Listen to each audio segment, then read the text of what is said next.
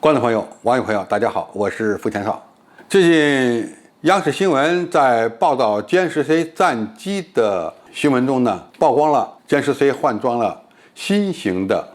远射平视显示器。那么这样的一种新型的屏显装置，它有什么好处呢？歼十 C 的这个升级改造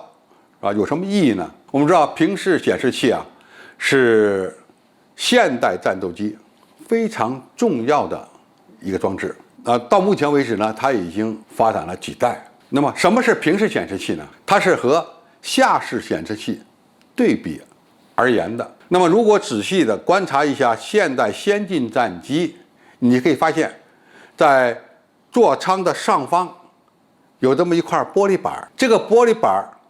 个头不大，但是呢，它对飞行员而言是很重要的一个信息来源。我们知道，过去军用飞机、民用飞机，它获取信息，无论是舱外的信息还是机内的信息，主要是通过座舱仪表来获取的。那么，不同的座舱仪表，它显示了不同的信息，比如说高度速度航向等等。那么，当然还包括发动机的各种各样的参数，以及雷达所截获到的空中情况。那么这些信息过去需要通过很多分立式的仪表来获取，然后呢，飞行员再通过自己大脑的分析评判，最后呢做出决断。那么现在的很多军机已经把这些机电式的仪表呢淘汰掉了，换装成了下视显示器。那么下视显示器和平视显示器，它的安装位置是不一样的。下视显示器呢，还是在过去安装仪表的这个位置来配属多个液晶显示器或者是显像管显示器。那么这些液晶显示器，它们所显示的信息比过去的仪表显示信息更多，而且呢，不需要显示的时候，它们都隐藏在系统里面，需要的时候飞行员点击它就可以出来。那么这样的下视显示器可以说能够让飞行员获得更多的战场信息、机内信息和有机之间的联系的信息，需要什么点一下就能出来了。但是下视显示器有一个问题，飞行员是需要低头看着这些显示屏才能获取信息的。那么他要看窗外，往往是要搜索远处的目标，而看舱内的仪表和显示屏，它是要变焦的。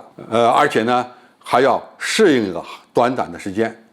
一会儿看舱内，一会儿看窗外，它的反应过渡时间呢，应该说有一个延迟。那么这个延迟可能在平常还问题不大，但是在战时有可能是致命的。不光是眼睛的变焦，还有它的反应都会受到影响。因此呢，现在的很多战斗机，特别从第3代战斗机开始，就给飞行员呢加设了一个平视显示器。在这个平视显示器呢，飞行员通过这块玻璃板能够看到前方的景物和战场的状态，同时呢，它还可以通过这块显示玻璃获取很多信息，包括飞行的信息和作战的信息。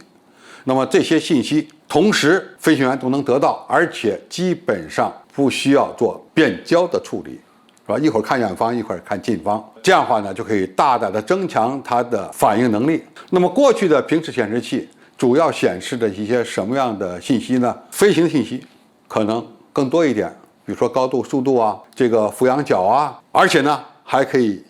显示一些作战信息，比如说瞄准的敌机，那么这个敌机距离有多远，能不能开炮，用什么样的方式可以攻击。因此有了平视显示器，基本上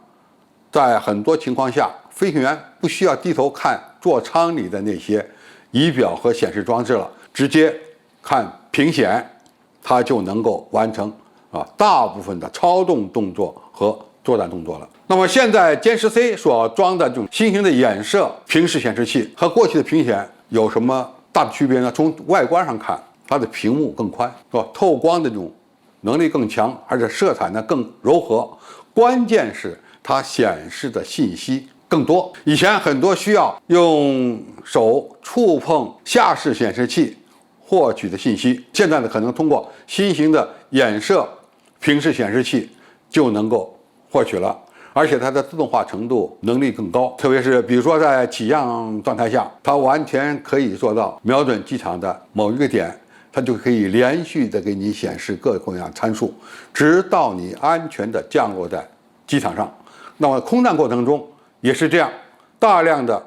作战信息提供给飞行员，让他们能够更快的掌握战场态势，更快的做出作战决断，从而赢得战斗的主动权。可以这么讲吧，新型的眼射频次显示器可以助力歼10C 战力的提升。当然，这样的显示器我们也装备了其他很多新型战机上，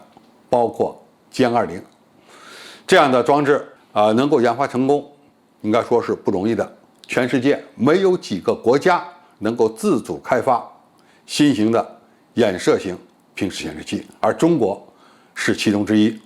好，今天介绍就到这里，谢谢大家收看。感兴趣的朋友，我们可以在下面的留言区留言交流讨论。我们下期再见。